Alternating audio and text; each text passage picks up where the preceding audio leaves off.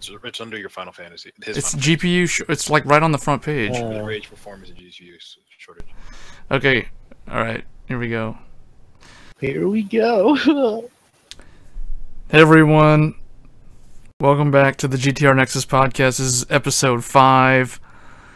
And today we're going to be talking about the recent GPU shortages due to cryptocurrency mining. I think everybody, at least anyone who is paying attention to online publications regarding cryptocurrency, whether it's Bitcoin, Ethereum, Litecoin, and all the numerous others that are out there, would know that recently there's been a big change in that market. We'll be talking about that today. Then we're also going to be looking at Master X Master, one of the latest MMO, or not MMO, the latest MOBA that came out, which actually is quite interesting in itself. There hasn't been a MOBA in a long time that has actually brought some new things to the table, so we will talk about that later on. And then we're going to move over into game engine comparisons, specifically Unreal Engine, so UE4 versus Frostbite, pros and cons of both, and which one we think is better for game development as a whole. And then finally we'll be talking about the recent release that came out this week, Final Fantasy XII, the Zodiac Age, a remaster of PlayStation 2 Classic, now available on PlayStation 4. And once again, I'm your host, Ren. I'm joined by the one... Hi. And Plain Simplex. Hey everybody. Alright, so let's move right in, guys, into our first topic of the week here. There was an article that I posted on the site earlier, a few days ago, about mid-range and performance GPU shortage. Shortage for those graphics cards, so that's specifically, that's like your $200 to your $400 range, so that $200 and $300 price bracket for GPUs. It's basically impossible to get one of those graphics cards in that price range right now, at least this summer, because of the recent surge in popularity among coin mining or cryptocurrency mining of different virtual currencies. If we check the cryptocurrency market website here that shows all the different types available, I think there's like, it shows the top 100, but there's definitely more than 100 different cryptocurrencies that exist, Bitcoin being the most popular. But Bitcoin isn't really the reason for this shortage. It's actually Ethereum, the second most popular one, which up until, I want to say, the end of, or sometime last month, the middle of last month, I think Ethereum peaked around $400 US per coin, or per Ethereum. So you can see how there was a lot of people who jumped on this. Either they just treated it like it was a stock market trade where they could just like buy in at the low points and then wait for it to climb up in value, then immediately try to sell it whenever they felt like they were going to get their best return on investment. Or there's the other people who, which I talk about in the article, the people who bought a bunch of graphics cards, set them up to just generate these coins on the side. So that's basically what the article goes over. It talks about how up until, I want to say, earlier this week, or maybe this past weekend, Ethereum was slowly holding steady, and last month it was climbing up in value by a lot. Yeah, so got a comment. Yeah, cryptocurrencies, it's pretty interesting because Ethereum, right now, it looks like it's a bad idea to get in right now because the value has plummeted as of this week. So right now what we're seeing is the reverse of what it was a month ago, where back then there was people who were buying GPUs. So literally I remember going into Micro Center and seeing this guy go in there and ask for like 8 GPUs. He was going to buy 8 GPUs straight up. He was going to spend that much money. And he wasn't going to build these to play games. He was going to build these to generate coins. And there's a lot of YouTube videos of people just setting these up in their homes. There's a bunch of how-tos on how to do this. and then they just kind of like let it sit there, and it just mines different coins. I mean, you don't just have to do Ethereum, but that was the one that was the big money maker up until this week. And I think there's a lot of popularity with Ethereum because there was talk of different companies jumping on board with it. But it requires a lot of graphics horsepower. Not really graphics, but video card horsepower specifically. So just turn it over to you guys. What do you guys think about this coin mining stuff, and how do you think it'll play out? I think it's ridiculous. That's just my honest opinion. I don't understand, like, I don't understand why people put value on something like that. It's just my short end of the stick. So, well, I think there's two different camps. People who actually get into this. There's the people who are in there to make a quick profit. They're just trying to make money straight up. They're just meaning they're gonna let this mining rig here. So this little picture on the website is an example of what one looks like. They're just gonna let it sit there, generate a bunch of coins. Like, let's say they set a target goal to make a return on investment, because it costs a lot of money to buy all this stuff. And then they just let it sit there. They get the break-even point, and then they decide like what amount of profit they want to make. And then eventually they'll either stay in the long run, or they'll be in the camp where they just kind of like want to make a profit and then get out, whether it's at the end of the year or like 9 months, 18 months, who knows. Or there's someone who's going to be in the long term. So a long-term investor would be somebody who is going to keep doing this for 3 to 5 years. Someone who was mining Bitcoin in the beginning of when Bitcoin was new, and then they kind of like switched over to ASIC mining, so they can't really mine Bitcoin on graphics cards anymore. But you get the idea. There's the people who think that they can stay in this long term, and then there's the people who are just kind of like, it's kind of like a I hate to use the phrase, but it's like a get rich quick sort of scheme, which currently doesn't really seem like it's working out. Yeah. that's the way I see it. I just think it's unsafe. Like, to base anything on this would have to be a side gig. It seems like it could go like, say you're putting all your eggs in this basket, like stocks and stuff, that you're supposed to play it safe. It just seems like an alternative to that. Yeah, my opinion on it is that cryptocurrency compared to the stock market, although don't get me wrong, the stock market can be very volatile also, but I think cryptocurrency is a lot harder to predict. It behaves similar to stock markets, so stock trading, but it's so volatile. Like, as we saw, Ethereum at one point in June was like $400 for one Ethereum, and then it dropped, I think yesterday, it dropped all the way down to like 180. And that's like, if you got in when it was like 250 or 300, and then now it's like at 180, I mean, you just lost a ton of money there. You know what I mean? It's kind of like a big risk.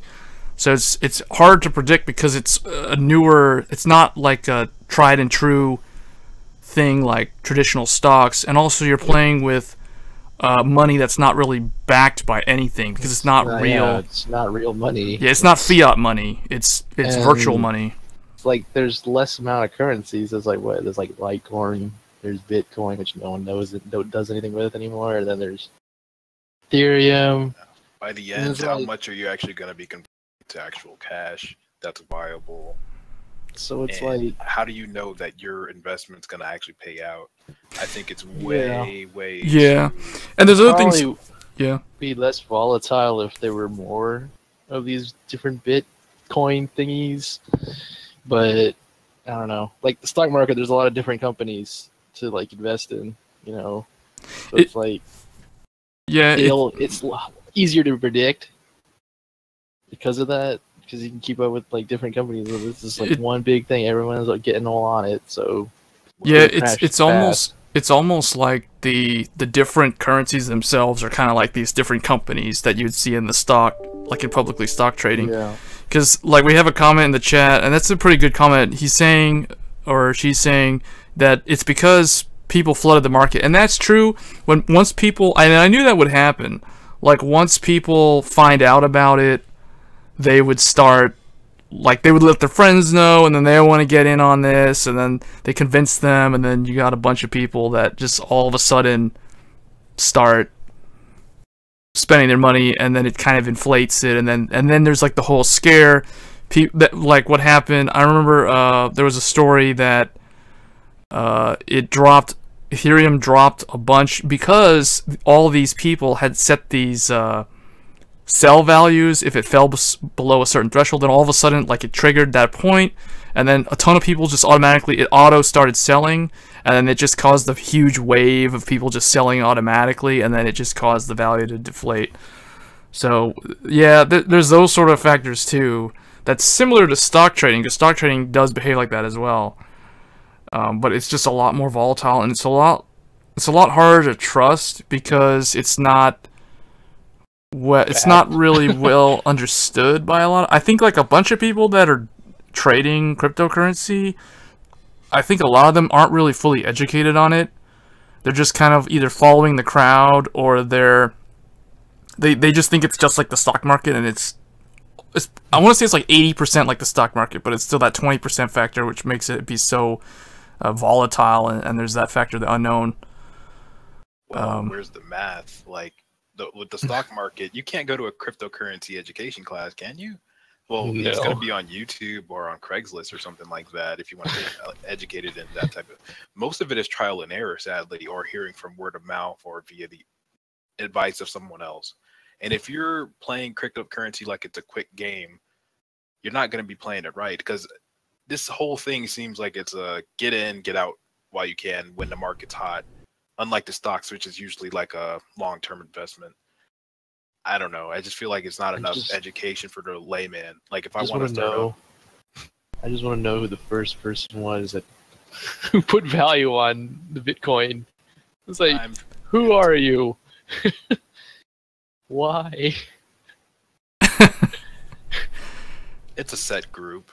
It's a group. It's more than one person. It's like if you have like some companies have like dollars, like Target has Target bucks for employees or something like that. I don't even know if they do, but that's how they put value on. They give incentive to employees.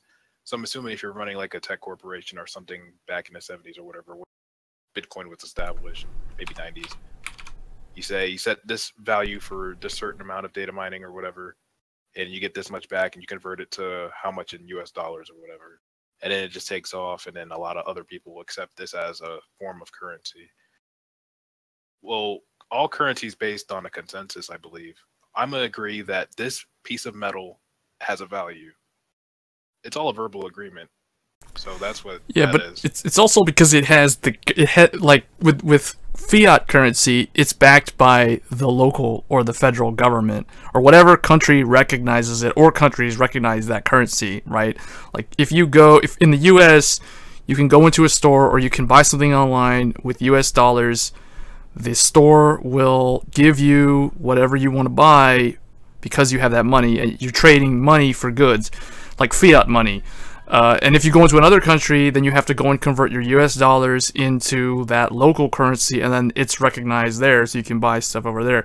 But with this Bitcoin and Ethereum, really the only one that has actually caught on, and it's actually used in certain parts of Europe. And I think there was a story like several years ago, back in I think 2014 or something, like Amazon was toying with the idea of accepting Bitcoin as a form of payment online, but then they kind of stopped. And I think Newegg.com also was considering Bitcoin at one point. That was a few years ago. But Bitcoin was the only one that actually made it that far. So far, all these other ones that we see listed here, like Ethereum, Litecoin, Dash, Monero, Zcash. I'm just listing the ones that are the popular ones. I mean, there's a bunch of these other ones here that are really worth like nothing, really, like this Lisk, MK. I've never even heard of like most of these, but yeah, it's. Who's making these? It's interesting. There's so many of them. I don't even know how many there are total, but who are making these? Like, yeah, it's almost like anybody could really like form a little organization and make their own. It's like they could just make their own currency. But that's what currency is, man. Just it's like an agreement. I'm agree that. Yeah, I mean, we've got some interesting comments in the chat. Economic majors would understand it better, but I don't think it's something that a regular person could pick up. That's true. I mean, I did the research on it a few months ago. I understand the idea behind it, but what I found is that in practice, it's just kind of, like when you read about it, they talk about all the positives of cryptocurrency versus fiat money. But in practice, what I've seen is that it isn't really that much better. Like, they always talk, like, some of these are advertising how the transfer speeds of conversion of the money is so much faster, but I mean, I've read things that say that otherwise. Like, I know someone who was trading a bunch of this stuff, and he was saying how it takes like 5 days to get it cleared, and I was thinking, really? I mean, I don't really see where is the benefit in that. But I don't know, maybe in a year or two it'll all get improved. Maybe they just need I don't know, like maybe the GPU coin mining is just not as efficient because there's just not enough of it out there. I don't really know the whole reason why it's, and then there's like all these different ones as well that are just kind of flooding the market. But going back to the article, which is talking about how it affects gamers, so like these GPUs that are out of stock, like the RX 580 is like the best one for the money, and the RX 570 for doing this stuff for Ethereum mining. And then there's, from the Nvidia side, there's the GTX 1070 and the 1060. Problem with those is that the 1070 is too expensive. So the break-even point for people buying those, it's going to take longer. And then the 1060 is not as good as the similarly priced stuff from the AMD side at mining it. So it's kind of like, at first, and the article talks about this, at first the Radeon cards went out of stock because people were buying tons and tons of them. They completely sold out. And then the people who were building these rigs got so desperate because there weren't any in stock that they started buying the Nvidia stuff. So the Nvidia stuff went out of stock too. So now there's like, now if you're building a gaming PC this summer because you want to play Master X Master or Final Fantasy Stormblood or something, or whatever, or PUBG or some game that's relatively new that needs a better graphics card, I guess that's a better example. Now you can't, because you're left with either the low-end entry-level stuff that's like the $100 budget-oriented stuff, like the like an RX 550 or 560 or a GTX 1050, which can't really play like 3D games maxed out at 1080p. Or you have to spend over $500 to get like a high-end, enthusiast-grade NVIDIA GPU. So it's kind of like, yeah. I wanted to get your guys' thoughts on that, on the fact that you can't really buy a decent graphics card right now because of all the coin mining. Thank God I'm not in the market for a graphics card. I'd be really pissed. But it seems like I'm sure you could still find it some way, but it's gonna be, the price is gonna be inflated or something. Oh yeah, you can find them on Newegg, but it's like an RX. It's not gonna be reasonable. Yeah, it's like double the price. Like an RX 580, which typically is like this one right here, $249 or $239. These are selling on Newegg for over $500. It's like the Amiibo market. Buy early from the original factory and then sell it for exorbitant fee to cover your costs and everything. Yeah, we have yourself the middleman. Yeah. We have a question in the chat. What is the backlog time on the graphics cards? I think the vendors, like MSI, was saying that it's going to be end of this month that you'll start seeing them in stores again. That makes me wonder, like, were these guys, like MSI, Asus, Sapphire, XFX, all these GPU manufacturers, were they just waiting for Ethereum to crash? Did they know this was going to happen, and then they're just going to start selling the cards again? It's like, I don't know what the deal is. I mean, then there was this whole thing, like, the article also mentions that they started making graphics cards specifically marketed to these coin miners rather than marketing them to gamers. And what they were doing was they were making these cards that don't have any display outputs on the back, so you can't connect a monitor to them. So literally all you can do is plug it in and just use it to mine coins. wow, that's smart business on their part. I mean, and that way they can increase their production for both. Yeah, and they they probably don't sell have that to worry cheaper too. about, yeah. So without the actual display ports worrying about optimizing for different monitors and shit, they can just actually just make their standard graphic cards, sell them out to data miners for a cheaper price, but they're also pretty much selling scraps. So to them, that's selling scraps. But to a data miner, that's a dream right there, right? So Yeah, they don't. I think this will really only appeal to the people who are in this for the long run, though, because I feel like the people who, like for instance, the people who got scared when Ethereum fell, like earlier this week, and just started selling, and then they're already trying to get rid of their graphics cards on eBay, and I feel like those same people wouldn't buy these cards because if they're gonna exit the market, they want to be able to sell the graphics card off used to someone else.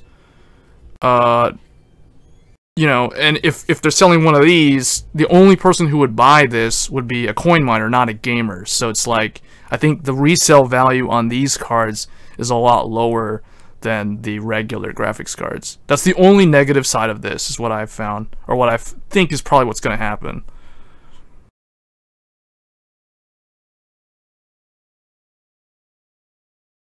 Yeah, I agree with that comment. Sounds like they make more money off. Well, I mean, I think it's yes and no. Yes, right now they do, but I think long term they probably aren't.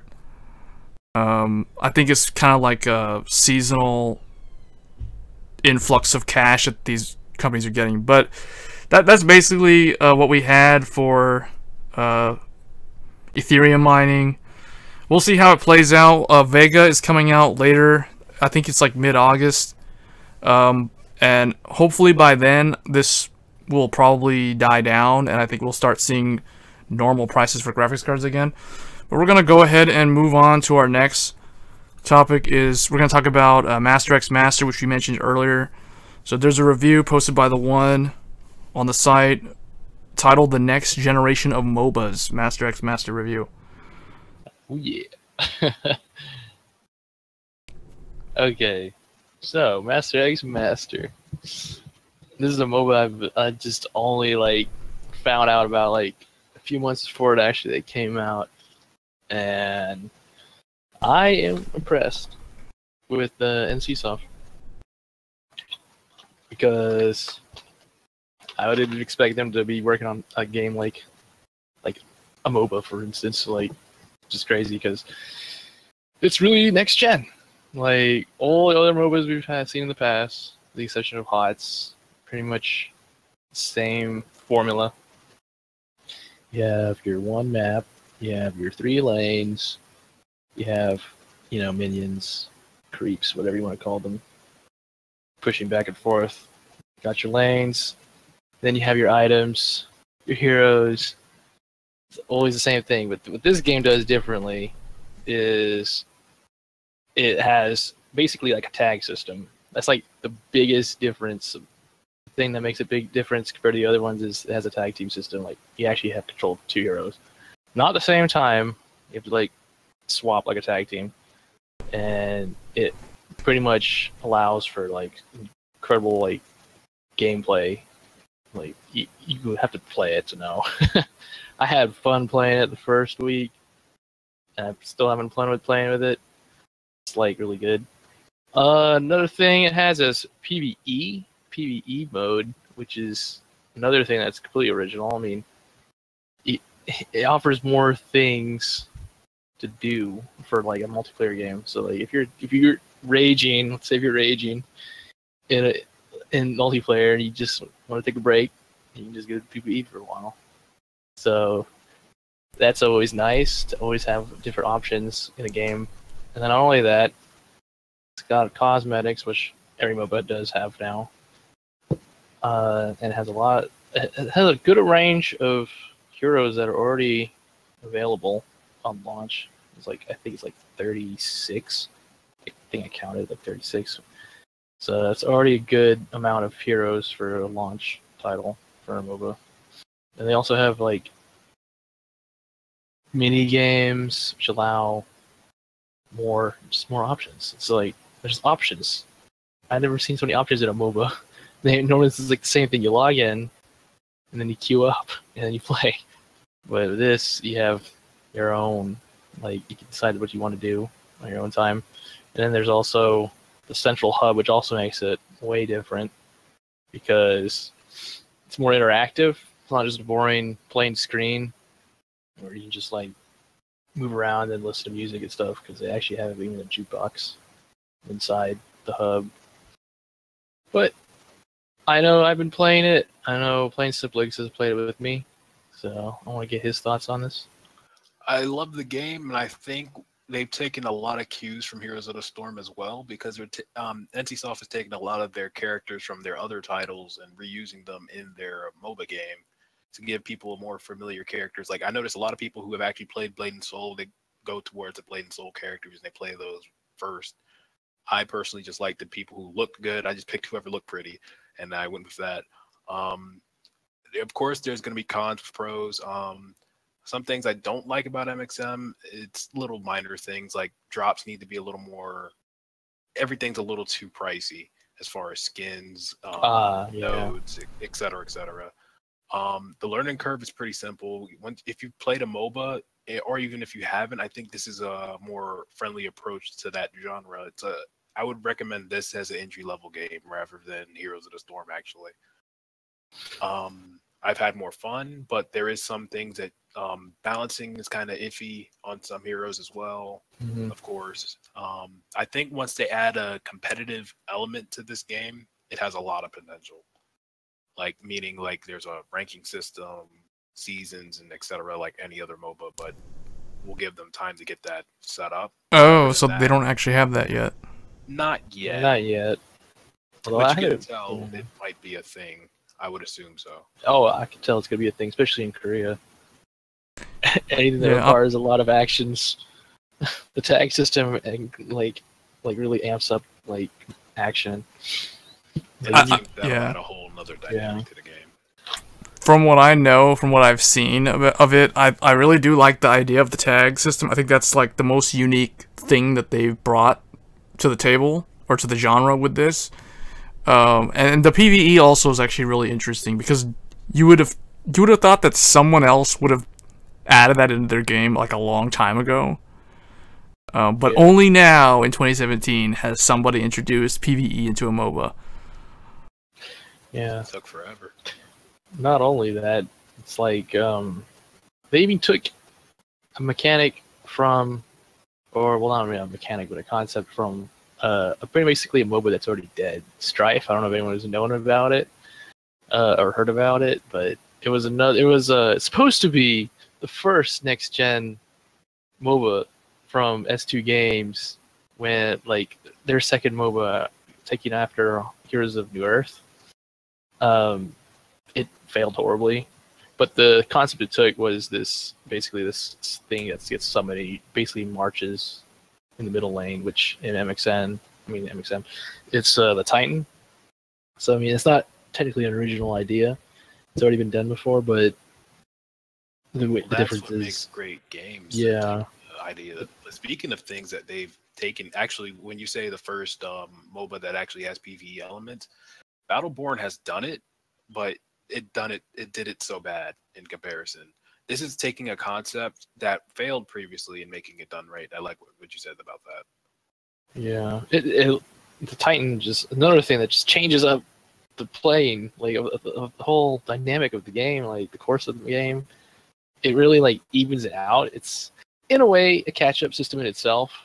And if anyone knows me, I'm like iffy on catch-up systems. I don't really like them, but it's okay here because speeds up games. Yeah, it speeds up games. Like, you won't get a match any longer than 25 minutes or 30 at most, but by then the match automatically ends. So there is a timer that's already built in, so you can't see like super drawn out matches. Yeah, it counts down in comparison to others, which count up. And whoever has the highest score at the end, like after the timer rings, is the winner, regardless of who has more kills or regardless of if you killed the core or not. Seldom happens unless. So there's a ton of different like win methods in a way. It's like kill the core, or drag out time if you can, if you're ahead, and like you may like you just throw the match, and then you win because time.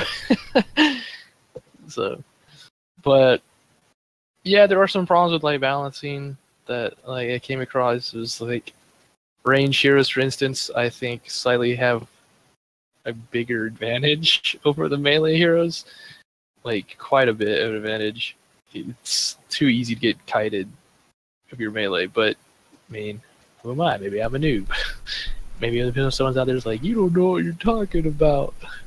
But yeah, we got a comment in the chat. Unlike in HOTS, you get to control when the objectives are up.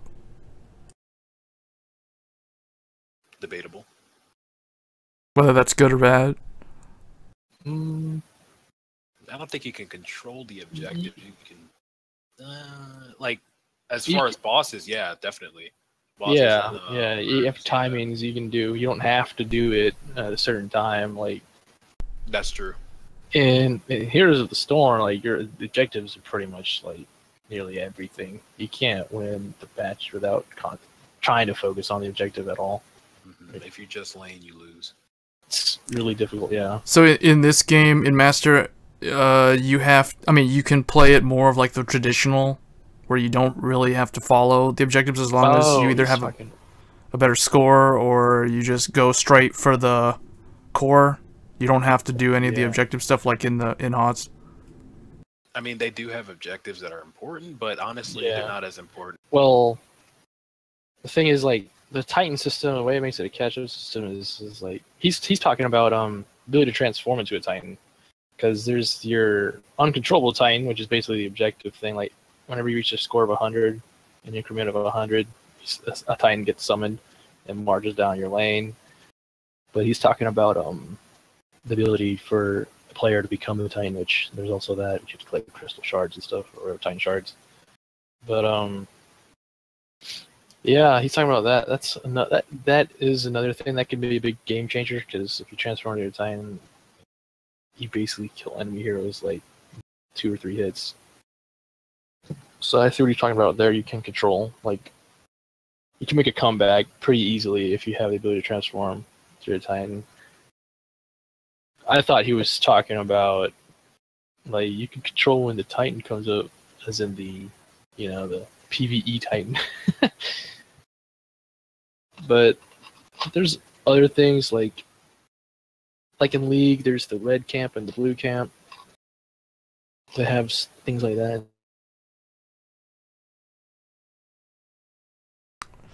Okay, so it's I think it's actually really interesting, and I'm surprised that like these ideas in the MOBA genre haven't been brought in previously by these other guys. But yeah, I think it's a really cool game. I have yet to play it myself, but from what I've seen, I watched a couple of people like Angry Joe play it, and I thought it looked really cool. I like the dual hero system a lot, actually, because I remember him saying how he could tell when there's people who are just way too used to playing League or these older MOBAs, because they would never swap their hero. They would never use the second hero, and then they would end up dying because they wouldn't switch when they could. But yeah, it's interesting. It has a whole different dynamic to strategy. But yeah, that's Master X Master. I'll definitely be checking it out at some point, because it looks like it's a whole lot of fun. It's free. Yeah, that too. Yeah. Yeah, I mean, there is like the membership, which basically just gives you, I didn't mention in my review, but basically it just gives you bonus, more extra XP, basically bonus XP. Like you can basically farm the currencies, in-game currencies, faster. Okay, well, so, I mean, there is that. Alright, well, we gave it a 9 out of 10, so pretty good, I would say, overall. Alright, so we'll move on now to our next topic of discussion here. We're going to be talking about Unreal versus Frostbite. So UE4, probably one of the most talked about game engines in recent memory, because there's a lot of developers out there that are using it. UE4 is probably one of the most, if not the most widely used engine now. So we're going to turn that over to Plain Simplex. He's going to talk about that, because this is a pretty big article I think it's pretty interesting because it's always good to get these type of discussions on things that relate to the industry behind the scenes, because it shows how it can influence and shape how newer games and the industry as a whole will move. Well, Unreal Engine and Frostbite Engine, let's get this out the way. There are two different types of licensing going into these things. Unreal Engine 4 is actually available to the public due to the great people at Epic Games giving it a certain type of license where new developers can actually set up and actually use the engine for different types of games, etc. Fighting games, 2D, puzzle, 3D, with templates and everything. I've actually used it. But Frostbite, being a subsidiary of EA and everything, their property, they're a little bit more closed. You would have to work for EA to actually get access to it. So that's one comparison. So if you're looking to actually get into the gaming industry, Unreal Engine would be the only one open to you between these two. But in comparison of capabilities and actually where they're actually going to be developed for, Unreal 4 by a long shot has more accessibility than Frostbite. Frostbite, as we've seen, has only been used for consoles and PC. Unreal 4 has been used for mobile games, the new Nintendo Switch, confirmed actually with some games, Linux, Unix, all those type of OS, and etc. It's a lot more utility for a wider platform range. When it comes to graphics, you can tell from the newest Mass Effect Andromeda, which was on Frostbite, in comparison to Mass Effect 2, which was on Unreal 3 at the time, I believe. Correct me if I'm wrong. I think it's Unreal 3. Yeah, it was Unreal 3, 2007. But if you look at some of the facial animations between those two games, you can tell Unreal, I don't know if it was because the developing team had more time with Mass Effect 2, and instead of the rush release or whatever the case may be, we can't exclude that it was on Frostbite. And a lot of the issues with that couldn't be patched, which were facial animations, texture glitches, falling through the floor, which is gaming 101, that should not happen. Check your collisions, stuff like that. But as from what we have seen, there's only been 2 RPGs that actually been done on Frostbite's engine. That would be Dragon Age Inquisition and Mass Effect Andromeda. Unreal 4 has so many games I could pull up a list, but I can't audit how much it is. As far as Frostbite's own library, they've had all the Battlefield games, including the Star Wars Battlefronts. I believe the sports game FIFA, the newest FIFA's on it, the newest NFL game, I believe, from EA. And they haven't done it for the NBA games yet, but I can assume in the future, once they get their technique down pat, starting with NBA Live 2019, they'll start using Frostbite, moving that in there. As far as what they can do, you can only see in the actual gameplay what you're going to be comparing. Like, let's take Tekken 7. As far as physics, Unreal has it on pat. There's not really that many engines that are on par with Unreal 4's motion and physics and capturing, like say Feng Wei in Tekken 7, his ball and chain, it moves, it's like real physical collisions. Gravity, everything in that is perfect and seamless.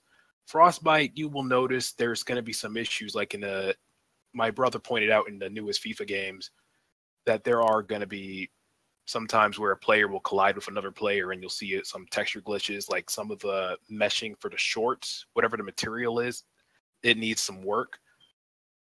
But as far as when you play the Battlefield games, including Battlefield 1, those are where its bread and butter actually comes to shine.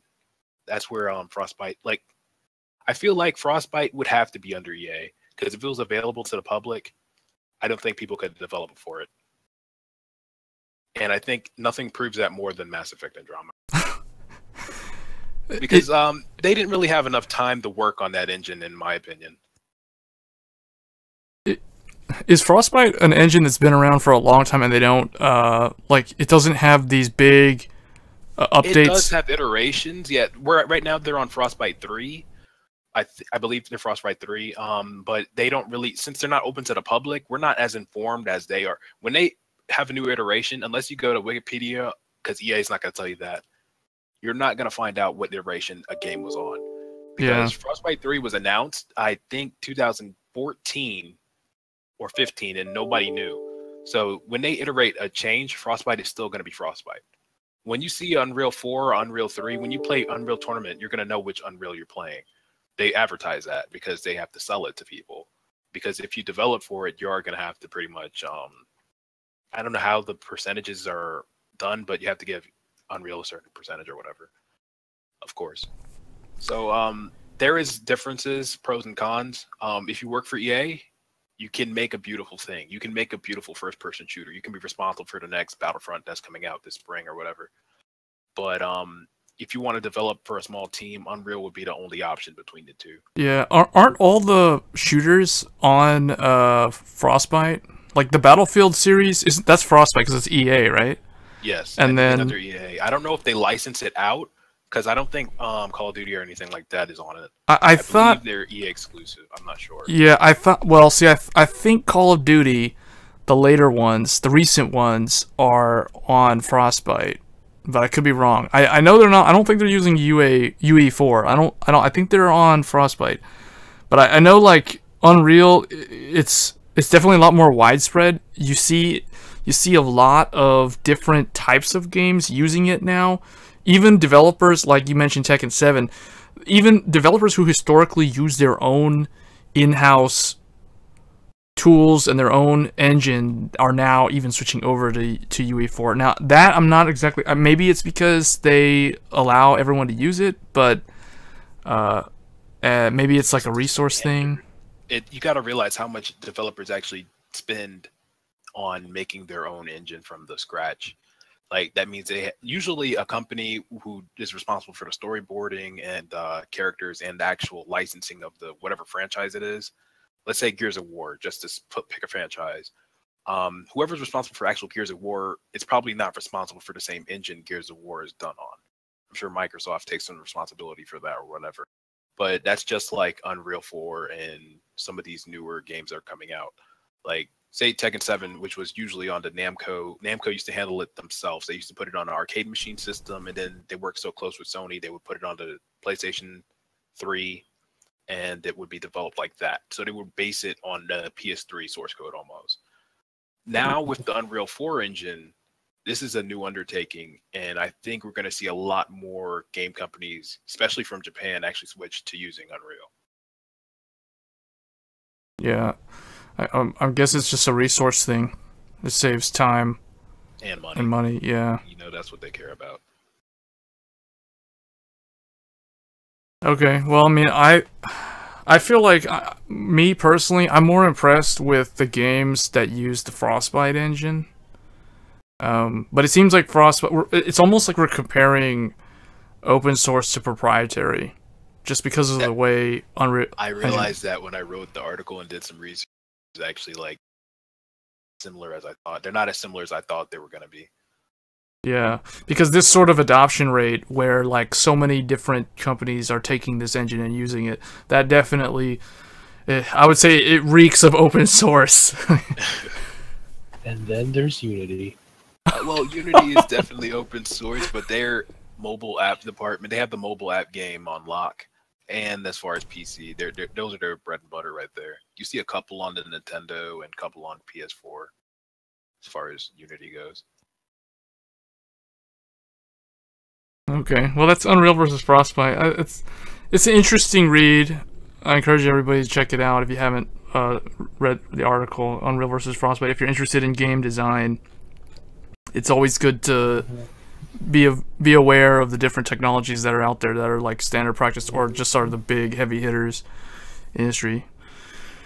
Alright, so moving on to our final topic of the evening, we're going to be talking about Final Fantasy XII, the Zodiac Age. This is a PS4 remaster that came out yesterday, so it's available on PSN for the PlayStation 4, and then they have the physical copies as well. I just want to get you guys real quick your thoughts on this.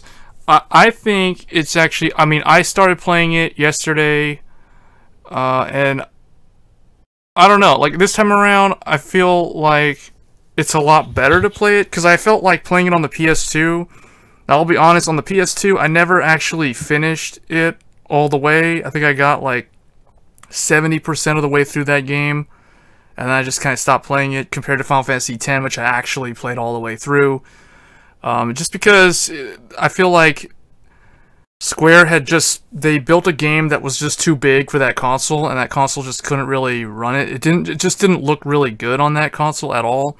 And even later on, when I tried playing it on a PS3 that could play PS2 games, that just made it look worse, upscaled, because it just made it look really awkward with a bunch of aliasing, and there was like jaggies, and it was all jittery looking. I don't know, but the remaster, definitely, it's a lot more enjoyable to play it in terms of a visual difference.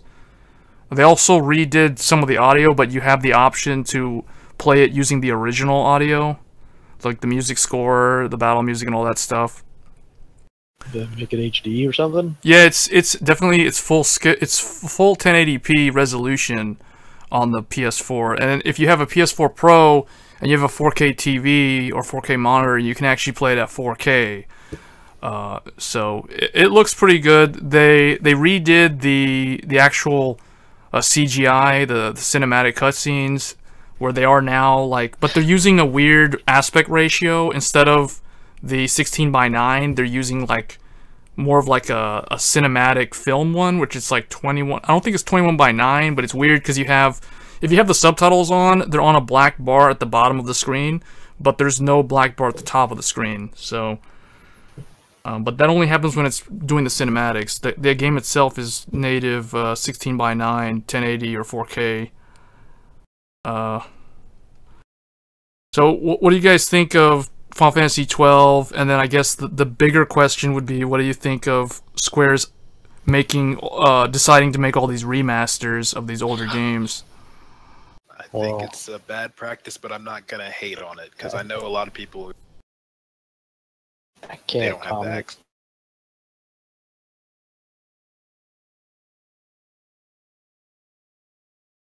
Well, I think It's funny that Square Enix is putting so much time into these games, these remasters, instead of trying to finish the games that they're currently making. yeah, like Kingdom Hearts 3. Kingdom Hearts 3, the Final Fantasy VII remake, not a remaster, a remake that they promised. I mean, how are you gonna delay that? It's people have been waiting that forever, and it's just ridiculous. I don't understand. I think it's just whatever team they have assigned to work on that game, it just doesn't know what it's doing.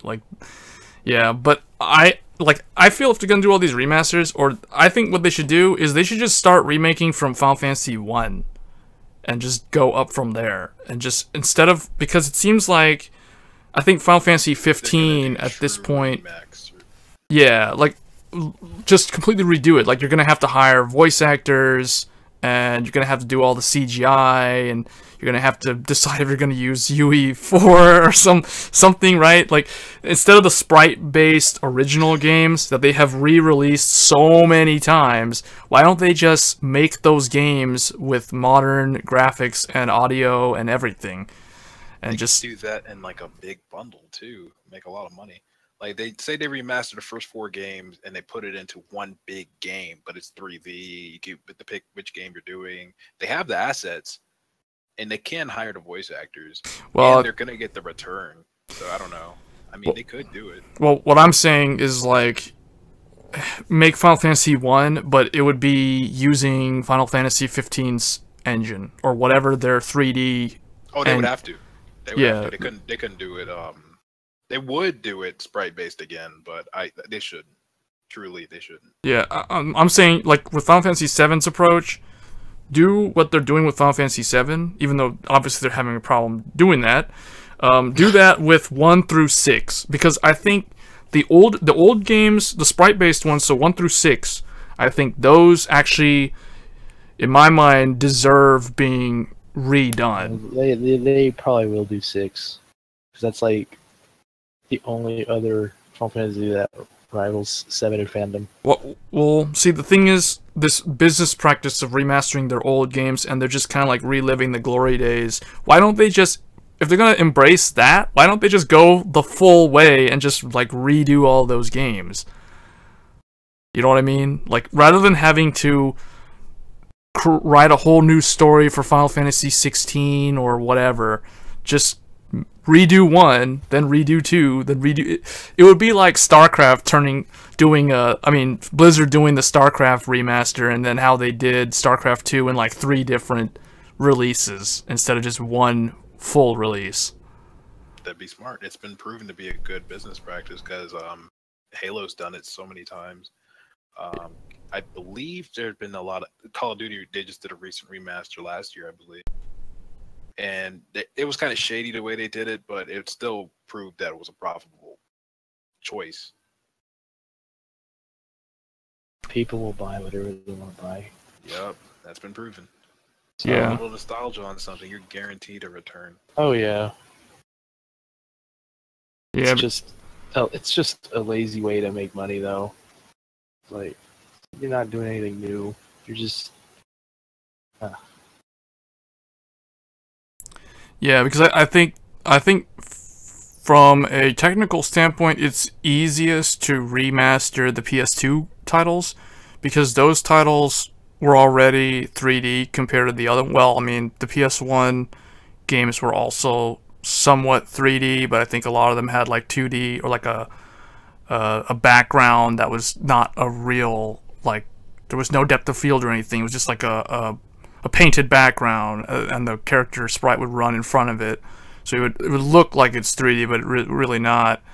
But I think it's easier for them to redo the ones on PS2, so that would be 10 and 12. That's why we're seeing this behavior from them where they redid 10, now they're redoing 12. I don't really think they need to do this for 13. If they do, I will kind of be shocked if they decide to remaster 13, because that game already looked really good for its time, and it already got a Steam release, although it plays terribly on PC, and so does the 13-2. At least the third one was okay on PC, but yeah, I'd be surprised if they keep doing remasters of the newer ones instead of doing stuff for the old ones, like the original 6 games. But going back to... Oh, you had something to say? It might get people like me into this. Like people who haven't played Final Fantasy games other than the MMO. I think it could be a way to get people in. A remaster is a good way to get a lot of more people on your fandom. Yeah. Yeah, I think going back to 12. 12 is interesting because I'm actually surprised that they decided to remaster 12 instead of like 7, 8, 9. They chose 12. But it's probably from what I mentioned earlier, where it's because it's probably easier to do. But 12 is also that really weird final... It's probably the strangest Final Fantasy game. For anybody that's played at least the newer ones, like 7 and up, probably know. I mean, 6 was kind of weird too, but 12 I think takes the cake in terms of like the strangest Final Fantasy game, because it doesn't really follow the... Other than the fact that it has a princess character, a random thief type character, a knight, those type of recognizable archetypes in a Final Fantasy game. Like, the story is really weird. Yeah. It's very political. Star Wars. Yeah, exactly. And I mean, there's even a question asked on a GameSpot article to one of the developers, or I guess the producer, that there's a bit of a running joke that Final Fantasy XII's plot is essentially Star Wars. And they ask him how to respond to that. I mean, if you look at it, if you've watched Star Wars, Episode 4 specifically, so A New Hope, it's literally just Star Wars in a Final Fantasy universe. You have your Darth Vader equivalent, you have your Han Solo, your Princess Leia, your Luke Skywalker, sort of. Yeah, they're all there. So it's a strange game. It also has a much darker theme, similar to Final Fantasy VI. I think that's the only one that I can think of that is somewhat similar. Dark. It's dark in the sense that it's about a nation or a country that has been conquered, so you're under control by the Imperials. For some reason, you keep cutting off. Oh. Yeah. Every time you think about to say something, you like cut off. Oh, well. I think the main thing to note here is that it's a really different Final Fantasy game. So if you haven't played any of the other ones, and if you decide to play this one, you won't be lost. You won't really have any frame of reference of the older games, because the older games are very different than this one. And this one has a very unique battle system that no other Final Fantasy game can really compare to, because it actually has programmable AI. So I thought that was pretty interesting too. But yeah, I recommend it for people who have not played any of the older Final Fantasy games. And it's also a really good game to replay in full HD, because, like I said earlier, it didn't really play all that great on PS2, to the point where I never actually finished the PS2 version of the game. So I'll probably most likely finish it this time around, though.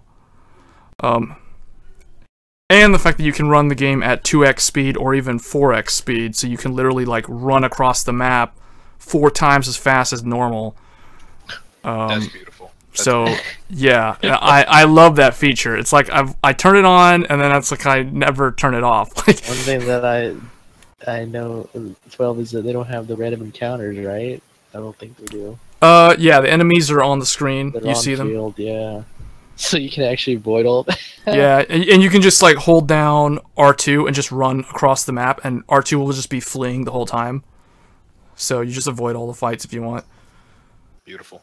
Yeah, overall, it's a modern Final Fantasy game, so it's not archaic like the older ones. You can skip cutscenes, you can speed run with 4x speed, you can program AI to auto level you. The game, the main thing that I do need to mention that's different this time around compared to the PS2 release is that they do use the job-based system. So they've got 12 jobs in here: machinist, archer, something called Ulan, which is basically Dragoon, but it's Dragoon without the ability to jump, because you can't jump in this game. So it's the spear user. You have Foe Breaker, which I think is the warrior with an axe. There's a bunch of other ones. White Mage is in there, Black Mage, Red Mage. It's really interesting because the original release never had that. So you can actually customize your characters. They can each learn 2 jobs, but they can't overlap. So only one, like for instance Vaughn, you can only make him learn 2 of those 12 jobs. So I think that adds a lot of more, I guess, diversity to the game, because now not everybody's exactly the same.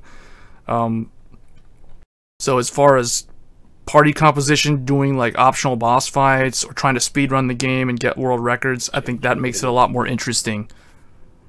So that's basically it, though, for Final Fantasy XII. Any final comments from you guys? Buy my game. What?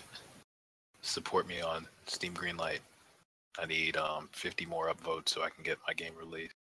Thanks, everybody. Okay. Okay, go, thumb him up, man. Go vote for his game. Support it. Alright, guys, I want to thank everyone for watching, and that's it from us for this podcast. You can catch us at GTR Nexus, and of course our YouTube channel and Twitch Live, and we'll see you guys next time. Thanks for tuning in.